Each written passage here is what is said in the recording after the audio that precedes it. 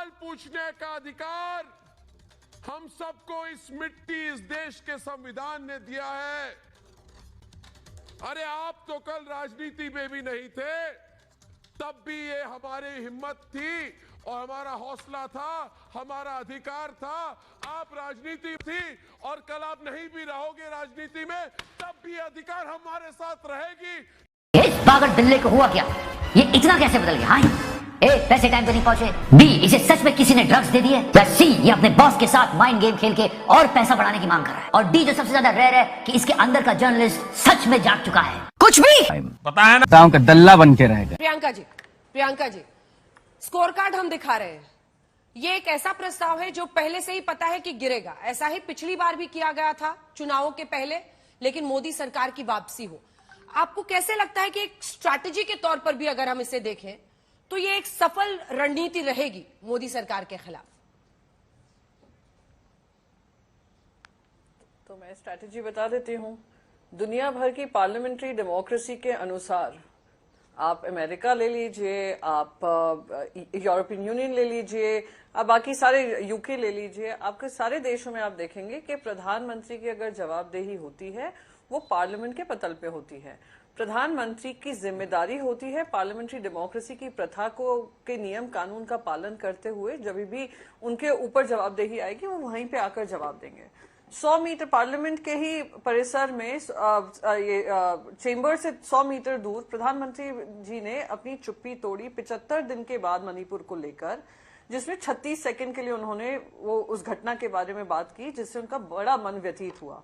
हम सभी का मन व्यतीत था 80 दिनों से ऊपर तक, पर प्रधानमंत्री मोदी जी ने अपना मन जो व्यतीत है आकर पार्लियामेंट में नहीं बोला।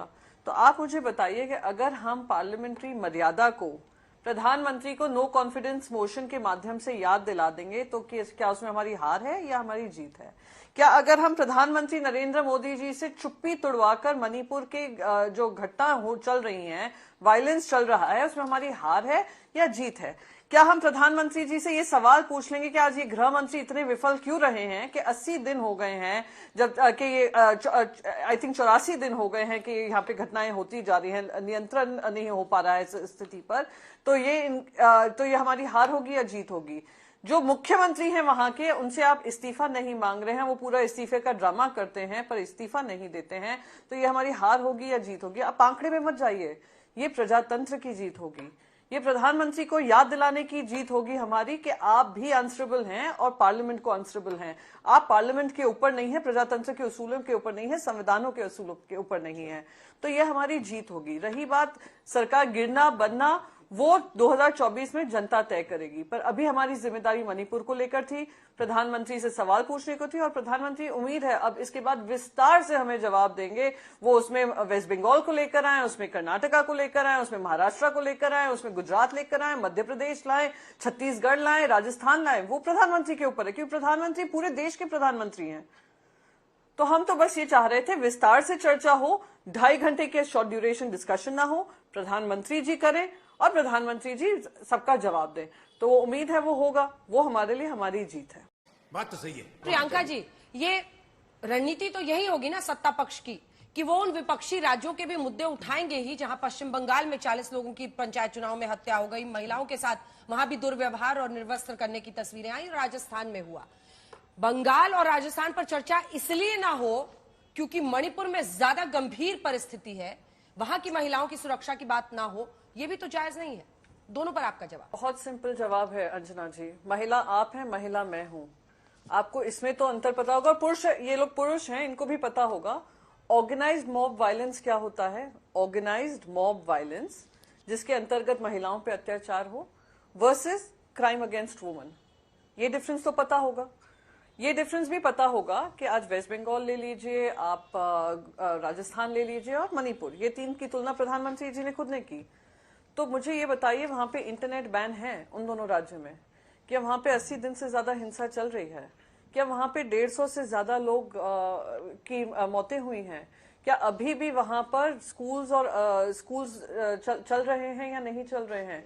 क्या वहां के मुख्यमंत्री ने ये कहा है कि हमारे तो 150 से ज्यादा रेप्स हो चुके हैं पर हम किस किस का संज्ञान लें?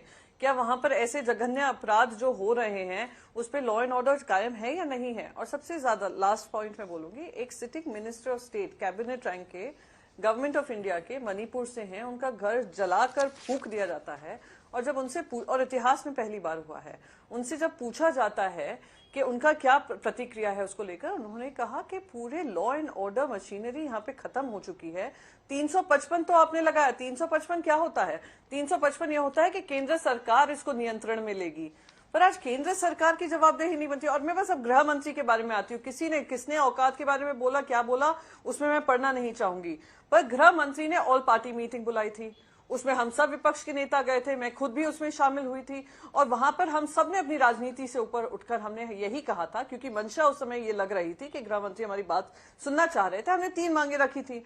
क्या वो 3 मांगे थी? वो पहली मांग ये थी कि हम जो वहां के मुख्यमंत्री हैं वहां से इस्तीफा दें, क्योंकि मणिपुरी खुद, आप ये कुकीजो कम्युनिटीज देख लीजिए या आप मेटीज को देख लीजिए, वो दोनों कह रहे हैं कि हमें इस मुख्यमंत्री पे विश्वास नहीं है।